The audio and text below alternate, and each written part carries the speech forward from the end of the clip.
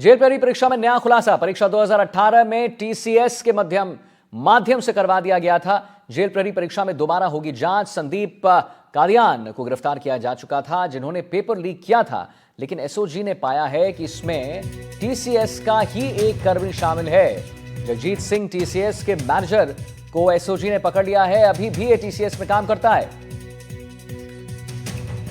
इस तरह से जो जेल भर्ती का जो एग्जाम लीक हुआ था, मेरे साथ हैं एडीजी वीके सिंह इसको डिस्कस करने के लिए। सर, बहुत बड़ा खुलासा है।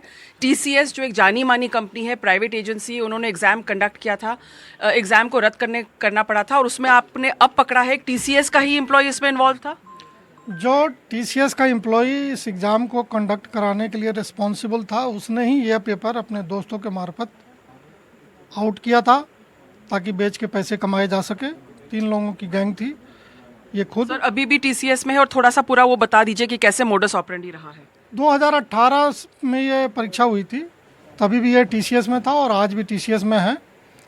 ये अपने स्कूल के सहपाठी जो इंजीनियर थे और नोएडा में वहीं गुड़गांव में ही थे, उसके अलावा जो दूसरा इसका कॉलेज का इंजीनियरिंग के टाइम का सहपाठी है देवव्रत, उसका ये तीनों मिलके ये पेपर हरियाणा के जो लोकल गैंग्स है उनको पास ऑन किया था ताकि इस पेपर को बेच के पैसे बनाया जा सके। लगभग 60 लाख रुपए में ये सौदा तय हुआ था। लेकिन जैसे 28 अक्टूबर वाला परीक्षा का पेपर पढ़ा रहे थे, उस समय ये बात खुल गई और पुलिस ने उसमें छापा मार दिया था और जगह जगह 1-2 जगह और पेपर पकड़ में आ गया था कि लोगों के पास सॉल्यूशन है एडवांस में, तो पेपर कैंसिल हो गया था।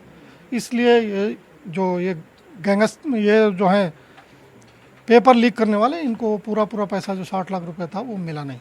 सर, इसमें यही लोग पेपर सेट कर रहे थे? मतलब ताज्जुब की बात यह है कि टीसीएस जैसे जानी मानी इंस्टीट्यूशन को आप देते हैं, कंप्यूटर का पेपर था, वही सेट कर रहे थे और वही लीक कर रहे थे।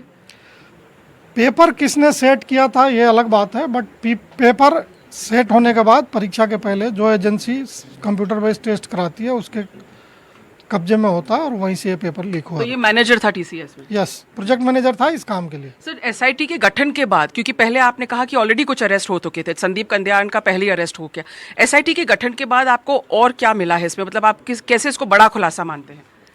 देखिए, सबसे बड़ा खुलासा तो यही है कि जो बाढ़ था उसी ने खेत खा लिया। जिसकी जिम्मेवारी थी परीक्षा को ढंग से कराने के, उसी ने पेपर बेचने का प्रयास किया और पेपर बेच ही दिया था, भले ही वो परीक्षा कैंसिल हो गई।